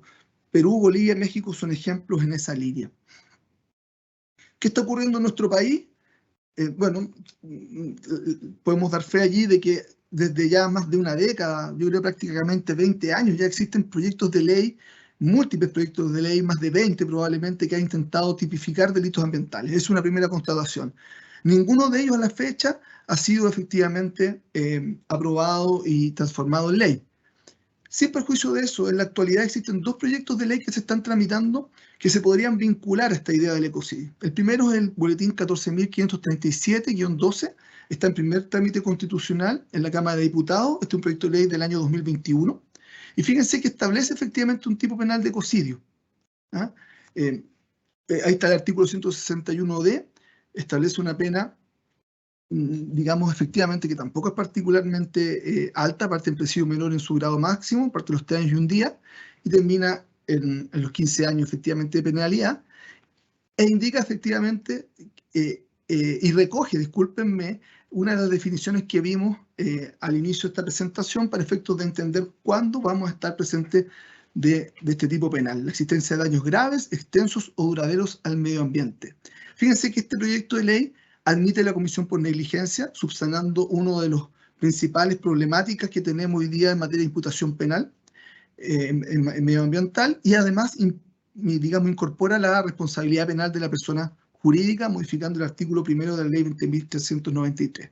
Y tal como les anticipaba, efectivamente, el legislador, para efecto de entender cuándo vamos a estar en presencia de estos daños graves que podrían configurar el tipo penal de ecocidio, establece un listado de circunstancias que hacen procedente de alguna manera o dan lugar a la tipificación de la conducta bajo esta categoría. Y ahí están: incidir el daño en especies categorizadas como extintas de grado silvestre, en peligro crítico, en peligro vulnerable, poner en peligro la salud de una o más personas, afectar las funciones o servicios ecosistémicos. ¿Ya?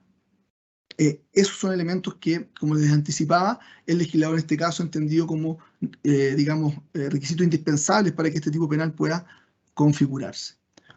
Un segundo proyecto de ley, que es un proyecto de ley más amplio, porque no solamente dice relación con la tipificación del delito de ecocidio, sino que establece ya un catálogo de delitos ambientales en nuestro país y que ha tenido una tramitación legislativa un poco más, digamos, más activa y tiene algún nivel mayor de avance. Es el boletín 13.205, es la 07, que se encuentra en el segundo trámite constitucional en la Comisión de Constitución del Senado. Si bien este tipo penal no establece un delito de ecocidio propiamente tal, sí establece un delito de grave afectación del medio ambiente, que podría perfectamente englobar situaciones de ecocidio. Acá no tenemos un tipo penal que particularmente sancione la afectación de todo un ecosistema, como señalamos, pero este tipo penal permitiría subsumir probablemente buena parte de esas conductas por cuanto sanciona la grave afectación. También admite comisión culposa, también admite responsabilidad penal de la persona jurídica, con lo cual también viene a subsanar esta problemática general que hoy día tenemos en nuestro país en materia penal ambiental. Y de la misma manera que el caso anterior, también establece ciertos criterios de gravedad. Nuevamente, ¿cuáles? Extensión espacial de relevancia, la existencia de efectos prolongados en el tiempo, la existencia de afectaciones irreparables o de difícil reparación, el hecho de que se alcance un conjunto significativo de especies según las características de la zona afectada, que incida en especies categorizadas como extintas en grado silvestre, en peligro crítico, en peligro vulnerable, o poner en peligro la salud de una o más personas. Fíjense nuevamente que este catálogo, digamos, de criterios de calificación del daño, también se vinculan derechamente con el derecho administrativo sancionador. El hecho de que, por ejemplo, se afecten determinadas especies categorizadas de una manera, nos lleva necesariamente, como mostraba la fiscal, a la revisión de normativa extrapenal y particularmente normativa reglamentaria. De alguna manera he querido brevemente profundizar en esta materia en relación al estado actual de la tipificación en relación al delito de ecocidio, y volviendo al punto de que es necesario llamar la atención de que tanto como este tipo penal, en nuestro país se hace necesario probablemente una reforma legislativa en la materia que incorpore tanto el delito de ecocidio como algunos otros tipos penales que nos permitan de alguna manera dotar de mejores herramientas tanto al Ministerio Público como también, insisto, de reglas más claras para quienes pueden ser justiciables en la materia penal ambiental. Muchísimas gracias por su tiempo y paciencia.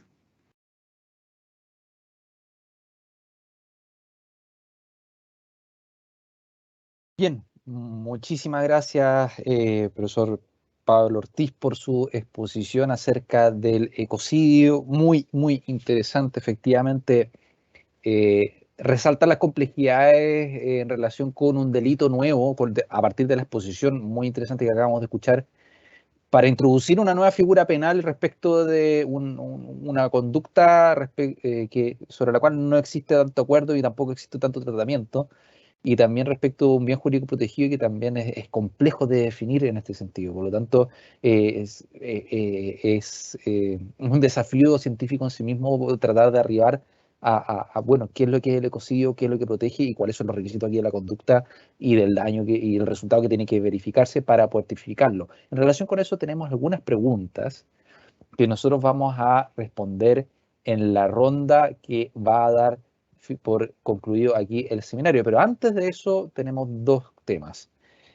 Lo primero es solicitar a nuestros asistentes responder una breve encuesta de no más allá de 1 minuto de duración, con el fin de que nosotros en la universidad, en el instituto también, podamos conocer su opinión y su experiencia con el seminario y la conferencia virtual que actualmente están escuchando. Así que, por favor, vayan a la parte del chat o a la parte de preguntas y respuestas y ahí van a ver inmediatamente un enlace en el último mensaje publicado con una ruta, un formulario Forms que no demora más allá de 1 minuto de duración en poder contestarlo y es muy importante para nosotros. Así que los esperamos en eso. Antes de pasar igualmente a la ronda de preguntas y respuestas, tenemos con nosotros a la señora vicepresidenta del Instituto de Ciencias Penales de Chile, profesora doctora Laura Mayer, quien nos va a dar un saludo a nombre del instituto, que también coorganiza y en realidad organiza, y nosotros en la universidad estamos prestando aquí los medios técnicos para que se verifique, pero en realidad esto es un seminario que organiza el instituto, así que, por favor, profesora Laura Mayer, adelante, la escuchamos. Muchas gracias. Muchas gracias, Francisco. Me gustaría confirmar si se escucha bien. ¿Sí? Perfecto, gracias. Bueno, muy buenas tardes. Justamente en mi calidad de vicepresidenta del Instituto de Ciencias Penales quiero saludar a todos que nos han acompañado el día de hoy en este seminario regional, gentilmente organizado en la Universidad Autónoma de Chile en conjunto con el Instituto de Ciencias Penales y que en esta oportunidad se ha dedicado a los delitos medioambientales. Quiero igualmente felicitar a la expositora, la fiscal Aldana, y al comentarista, profesor Ortiz, quienes el día de hoy han logrado concretar el objeto, ¿no?, de nuestro instituto, que como ustedes saben corresponde a estudiar las ciencias penales bajo todos sus aspectos y contribuir a su progreso, ¿no? Objeto que a mi juicio jamás podría alcanzarse si es que la academia teorizara sin considerar lo que ocurre en casos reales, que son los que finalmente le dan sentido a quienes nos dedicamos a la enseñanza del derecho. El tema de los delitos medioambientales siempre genera interés, ya sea por su complejidad y por su carácter interdisciplinario, lo pudimos ver el día de hoy, ¿no? También por la discusión relativa a la reforma legislativa que llevamos esperando tantos años, ¿no?, y a la que también se refirió el profesor Ortiz a propósito de estos boletines, ¿no? Pero también diría yo porque ha habido cambios normativos, por ejemplo, en materia de pesca ilegal y de contaminación de aguas, incluso con eventual responsabilidad penal para personas jurídicas, ¿no?, lo que obviamente ha despertado mucho interés en las personas que se dedican al tema del compliance, ¿no? Se trata además de un ámbito de mucho interés, diría yo, en un contexto de grave calentamiento global. El profesor Ortiz decía, claro, un tema del futuro, yo diría también del presente, muy del presente, ¿no?, en el que cada vez surgen más voces al interior de la ciudadanía que buscan una protección más intensa, ¿no?, de la fauna, del ecosistema, así como el desarrollo de empresas e industrias sostenibles que tengan en cuenta estas variables en la línea de la superación de la visión antropocéntrica, ¿no?, incluso el reconocimiento de derechos de la naturaleza a los que también hizo mención el profesor, ¿no? Por lo mismo creo que el examen dogmático y práctico de esta temática resulta muy pertinente, más todavía considerando cómo estas cuestiones se abordarían en el futuro texto constitucional, y creo que debe llevarnos a reflexionar respecto de las normas penales protectoras de la naturaleza y de los problemas que esas normas no podrían generar en casos de relevancia práctica.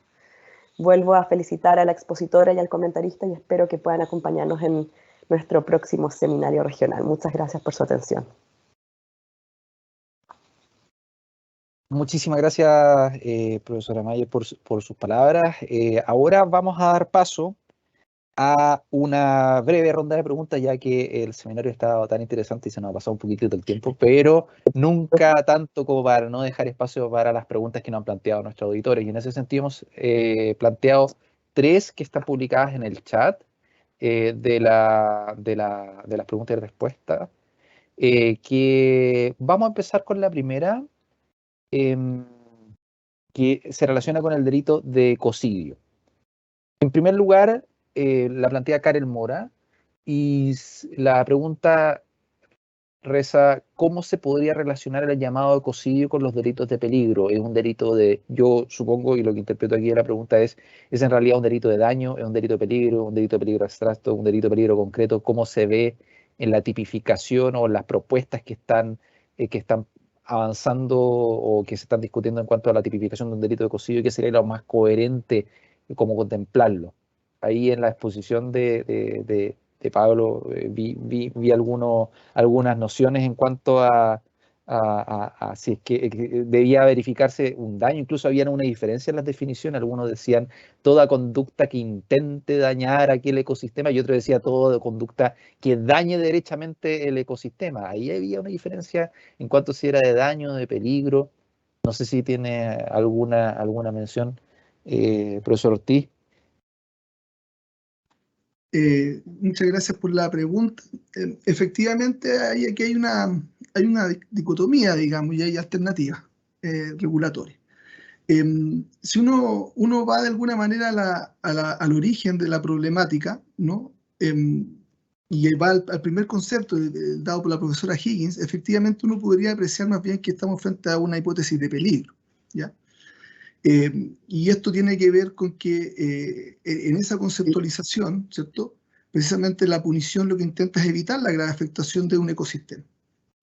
Lo que ocurre con esta conceptualización, sí, es que desde el punto de vista práctico, se hace bastante difícil distinguir hipótesis concretas de conductas que puedan llevar necesariamente a una afectación de todo un ecosistema. ¿A qué me refiero? Cuando usted tiene una regulación, digamos, y un delito de peligro en materia ambiental, básicamente lo que tiene es un refuerzo penal de las normativas administrativas, ¿no? Y eso tiene que asociarlo de alguna manera, a potencialmente alguna clase de resultado. La problemática que se ha visto es que ya es complejo la tipificación de conductas, digamos, que siendo una infracción administrativa puedan generar un riesgo de afectación del medio ambiente en términos generales, y esa acreditación es bastante particular, para pensar en que esa misma, digamos, exigirle además, en este caso al Ministerio Público, una probanza respecto de que esta infracción administrativa además pueda causar efectivamente un delito o sea, una situación de ecocidio. ¿Ah? ¿Y a dónde voy con esto? En el caso concreto, ¿de qué estamos hablando? Estamos hablando, por ejemplo, de una planta, por ejemplo, una central térmica que tiene emisiones atmosféricas reguladas, ¿cierto? En la infracción administrativa, y generalmente la base de la imputación penal tiene que ver con la infracción de una norma de emisión. Pero la pregunta es, bueno, ¿cómo yo determino efectivamente que esta norma de emisión genera un potencial riesgo de afectación, grave, más complejo aún, o un potencial riesgo de digamos, poner término efectivamente a todo un ecosistema? ¿Ya? Entonces, de alguna manera, efectivamente, y aquí, digamos, hay regulaciones que proponen, de todas maneras, sancionar el delito de ecocidio desde una perspectiva más preventiva, sancionando como un delito de peligro. De hecho, si ustedes pueden apreciar ahí, el primer boletín que se está, digamos, tramitando en nuestro país en la Cámara de Diputados, va en esa línea, ¿ya? Sin perjuicio de eso, existe también normativa y regulación que entiende el ecocidio, como lo he planteado en las láminas de la exposición, precisamente como una hipótesis de lesión. Y esto también tiene que ver con que en general estamos hablando del tipo penal que tiene una respuesta penal o punitiva mucho más intensa desde el punto de vista de la penalidad asignada en determinado sistema, de alguna manera.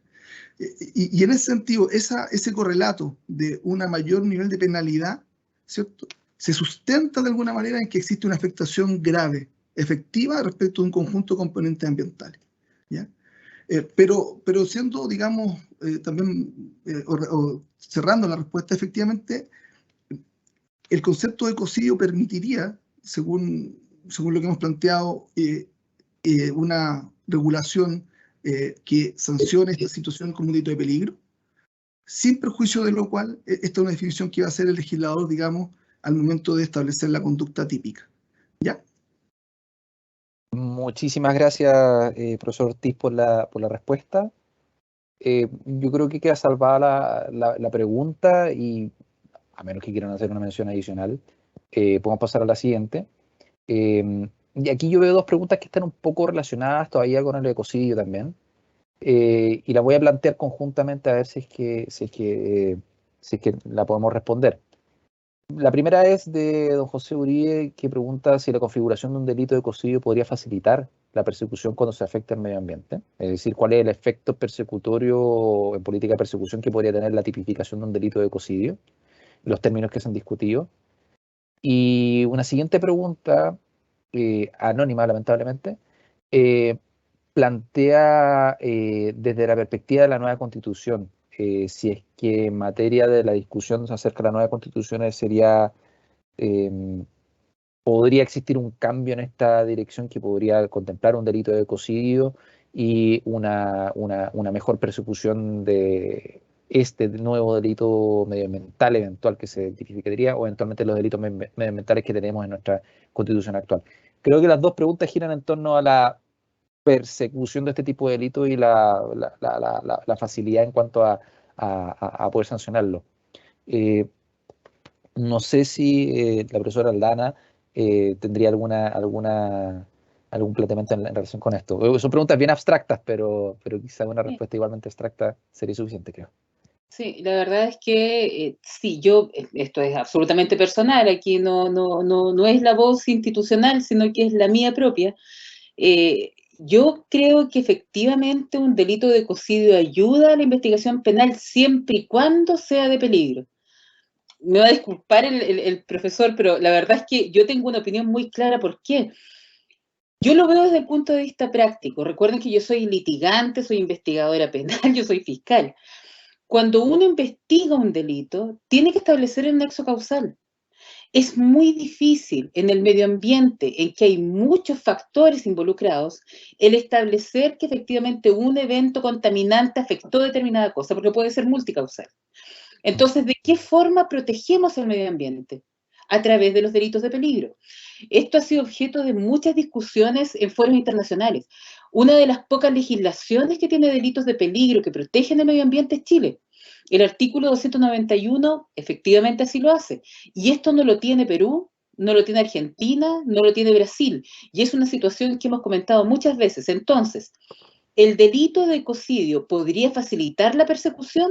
Sí, siempre y cuando efectivamente sea de peligro. Si es que es de daño, es muy difícil acreditar que efectivamente ese daño se produjo por un determinado evento.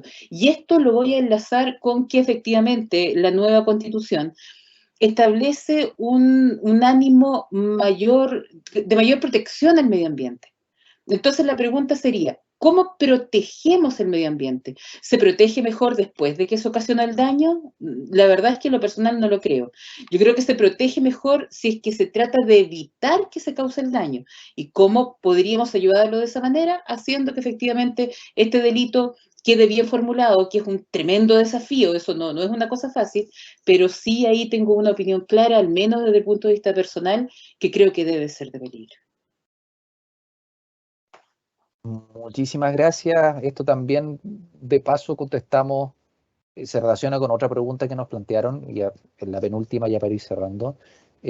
¿Cómo es posible mostrar el peligro o riesgo en esta clase de delitos, efectivamente, cuando los efectos no son tan inmediatos?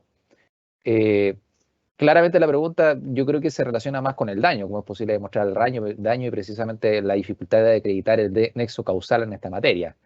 En caso de un delito de peligro, aliviana un poquitito la labor probatoria en cuanto se hable acerca de un delito de peligro concreto y la acción que concreta o efectivamente provoque una conmoción del bien jurídico protegido a través de la emisión de contaminantes, a través del hecho de dejar de manera imprudente un aparato nuclear o un aparato irradiado en el piso que provoque el daño de persona indiscriminada o un vertimiento de contaminantes en cuerpos de agua, por ejemplo, que son los delitos medioambientales que estamos teniendo. A través de ese hecho ya se establece aquí un peligro y se puede acreditar el peligro efectivamente concreto para el medio ambiente en tanto se trata de una sustancia nociva.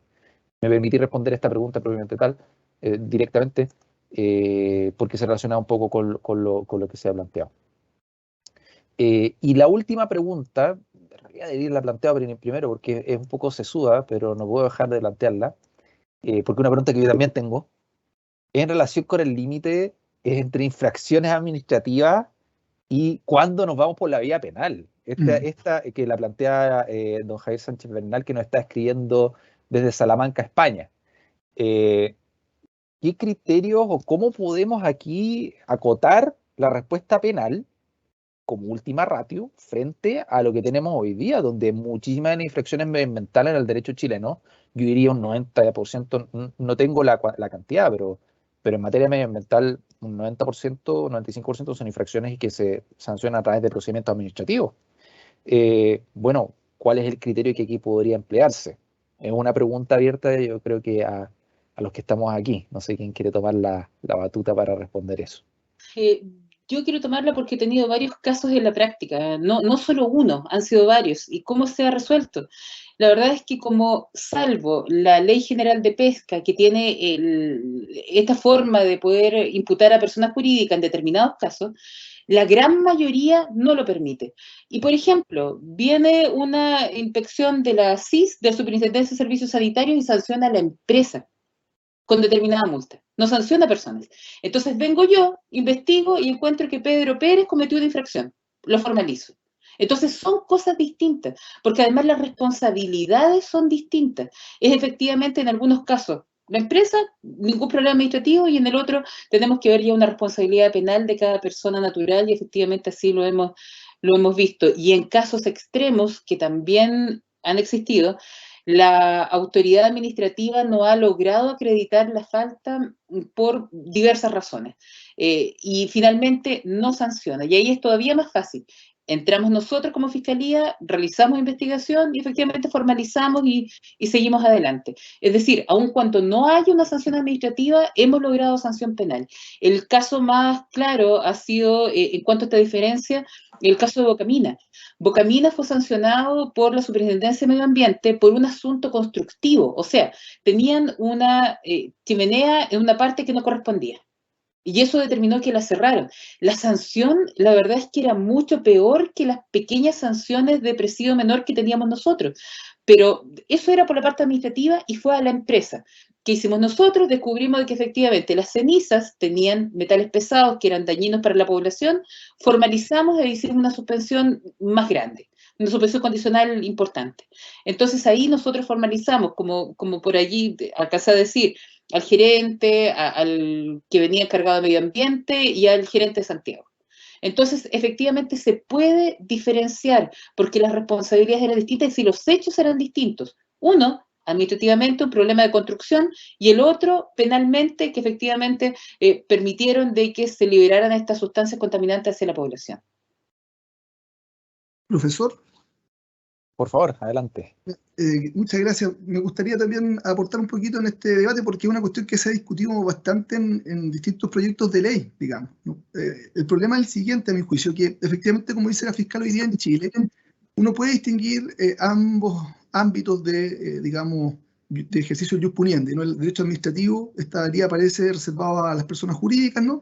Y el derecho penal a las personas naturales, eso tiene la salvedad de los delitos contemplados en la ley 19.000, perdón, la Ley General de Pesca y Agricultura, porque eso sí establece responsabilidad penal de la persona jurídica. Yo creo que la problemática acá se genera particularmente cuando uno consagra efectivamente responsabilidad penal de la persona jurídica en esta materia, por cuanto genera necesariamente una posibilidad de doble punición, particularmente con delitos de peligro. Por cuanto si uno mira el catálogo de infracciones administrativas establecidas en la Ley de la Superintendencia del Medio Ambiente, lo que tiene ahí es un catálogo de situaciones de peligro, algunas de ellas peligro abstracto, otras peligro concreto. ¿Ah? Por ejemplo, efectivamente, si existe la posibilidad de afectación o de grave afectación del medio ambiente, bueno, la multa aumenta. Entonces, si bien hoy día en Chile esta problemática está salvaguardada de alguna manera por la escasa aplicación de la responsabilidad penal de la persona jurídica en el ámbito penal ambiental y por la prácticamente inexistente regulación penal en la materia, si uno imagina un sistema más moderno de imputación penal que incorpora la responsabilidad penal de la persona jurídica como regla, la problemática efectivamente que se planteaba en la última consulta sería una realidad. Por cuanto nos obligaría a empezar a distinguir, bueno, tengo una infracción de una norma de emisión. ¿Cuándo va a ser esa infracción de norma de emisión solo competencia de la Superintendencia del Medio Ambiente? Porque tengo el mismo sujeto regulado, una empresa. ¿Y cuándo va a ser esa una imputación penal respecto a esa misma empresa? Y ahí yo creo que las respuestas tienen que ver con la distinción entre delitos de peligro abstracto, peligro concreto. Uno podría reservar para la sede penal aquellas situaciones donde existe una potencialidad o una generación de un peligro efectivo respecto a los componentes ambientales, o uno podría incluso reservar la sede penal solo aquellas situaciones en que se genera una afectación a los componentes ambientales. Otras son decisiones legislativas. Pero, de alguna manera, el hecho de que uno plantee, por ejemplo, responsabilidad penal de persona jurídica de manera general en materia penal ambiental, pone de sobremanera la necesidad de generar reglas de coordinación claras y de ámbitos de aplicación claros. De lo contrario, vamos a tener situaciones de doble punición que no solamente tiene que ver con los derechos del justiciable, sino también tiene que ver con la eficiencia estatal en la persecución de situaciones que podamos entender que puedan afectar al medio ambiente. Eso. Perfecto. Muchísimas gracias a todos nuestros expositores, a Ana, Pablo, Laura, y también enviar un saludo a nuestro profesor José Luis Guzmán, director del Instituto de Ciencias Penales, que nos está escuchando atentamente durante toda la conferencia, así que también le enviamos un saludo. Y finalmente, para concluir, queremos informarles que el presente seminario quedará publicado y disponible para los asistentes en la plataforma YouTube de la Universidad Autónoma de Chile para que pueda ser revisado y consultado a futuro y así sea material docente y también pueda ser un insumo para la cátedra. Y no quiero concluir sin dar un agradecimiento a ustedes, los auditores que nos han estado acompañando hasta el final. Agradecemos su asistencia y les enviamos a todos y a todas, de modo virtual, un gran abrazo. Hasta pronto.